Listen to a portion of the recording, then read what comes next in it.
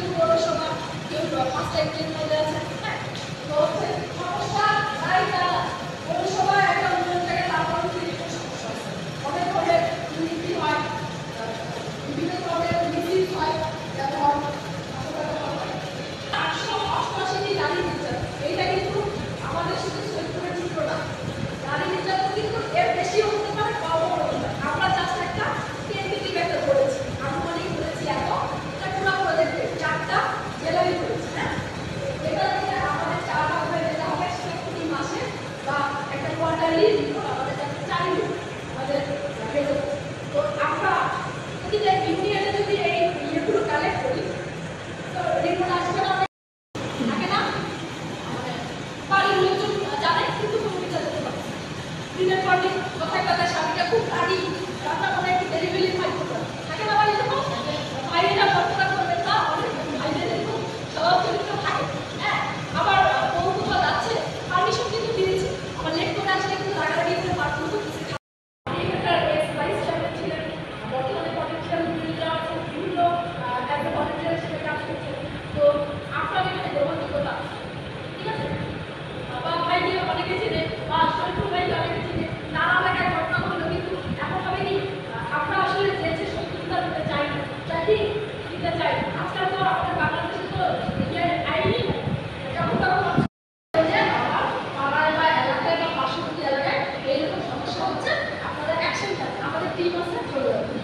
হ্যাঁ, আমরা এদের নামটা কিচ্ছু বলা হবে, ঠিক আছে। আর যদি সে গরিব হয়, সে যদি ওই যে একজন অ্যাডভোকেটকে টাকা দিয়ে যদি তার ওই কেসটা লড়তে না হয়, না হয়, পুরুষ মেম্বাররা তাদের মেম্বারদেরকে খুবই তুচ্ছ তাচ্ছিল্য করে, একদমই মূল্যায়ন করে না। ইভেন প্রজেক্টগুলো যা আসে প্রকল্প, সেগুলো বলে এটা করে দেবে না, আমরাই কাজ করি, টাকা পয়সা সব খায়া দেয়, যেটা বাস্তব চিত্র। হ্যাঁ, হয় কি নাই? তো আমরা নারী পুরুষকে সম্মান করবো, তার সাথে আমরা একটা কোয়ালিটিফুল কাজ কিন্তু করতে পারবো।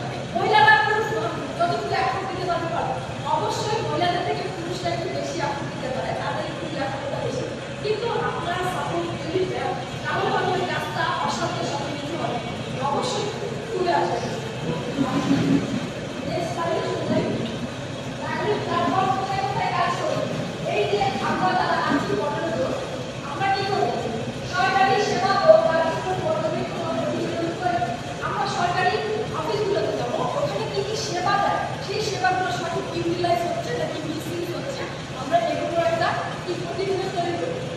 সেটা হচ্ছে আপনি যখন একটা অফিসারের কাছে যাবেন, যখন তার কার্যকলাপ পর্যবেক্ষণ করেছে, কিন্তু একটু ভয় পাবে কিন্তু। হ্যাঁ, সে ভয় পাবে যে এ তো এনজিও থেকে আসছে, এ তো আমার কার্যক্রমগুলো পর্যবেক্ষণ করেছে, অবজার্ভ করেছে।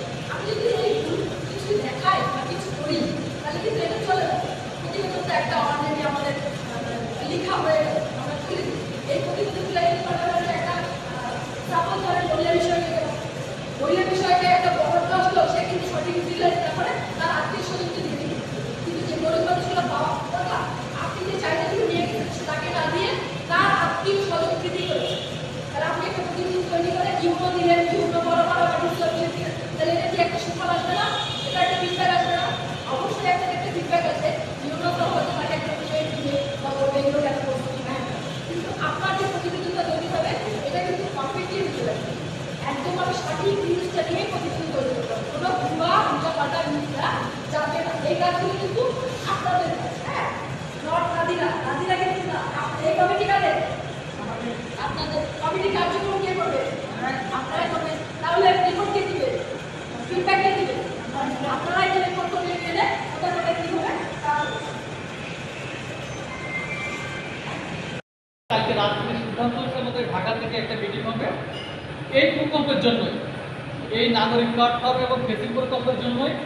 আপনাদের ভিসার প্রশিক্ষণ আছে, ওই প্রশিক্ষণে কি বিষয়ে প্রশিক্ষণ দিবে, এই প্রকল্পের আওতায় কি বিষয় শিখতে পারবেন আপনারা এবং জনগণের কল্যাণের জন্য কী করতে পারবেন সেই বিষয়ে একটা ভিডিও অনলাইনে মিটিং ছিল, ওই মিটিংটা আপলোড করে আসবো, হয়তো আমাকে আবারও ডাকতে পারে। তো আমরা অনেক দূরে এগিয়ে গিয়েছি, আমি একটু যোগদান করছি, এখন আমার কাটিয়ে চলে যাব। তো আমি এই পর্যায়ে এই নাগরিক প্ল্যাটফর্ম কোথায় কোথায় কাজ করবে আমরা তো নাগরিক প্ল্যাটফর্ম, তাই না? জি, জি। এটা আছে নাগরিক প্ল্যাটফর্ম। এই নাগরিক প্ল্যাটফর্ম কোথায় কাজ করবে? ঠিক আছে, ছাদের পরে নাকি ঘরের ভিতরে, মাঠে নাকি নদীতে, কোথায় কাজ করবে? আমরা একটু ওখানে দেখতে পারি। আমি ইমরান ভাইকে রিকোয়েস্ট করবো প্রদীপ করে। তারপর হচ্ছে সরকারি সেবা কার্যক্রম পর্যবেক্ষণ পরিবর্তন তৈরি। সরকারি সেবা কোথা থেকে দেয়? সরকারি সেবাটা কোথা থেকে দেয়? যে উপজেলা মহিলা বিষয়ক কর্মকর্তা থেকে, ইউএন অফিস থেকে, সমাজসেবা থেকে, যুব উন্নয়ন থেকে, আবার ইউনিয়ন পর্যায়ে কমিউনিটি ক্লিনিক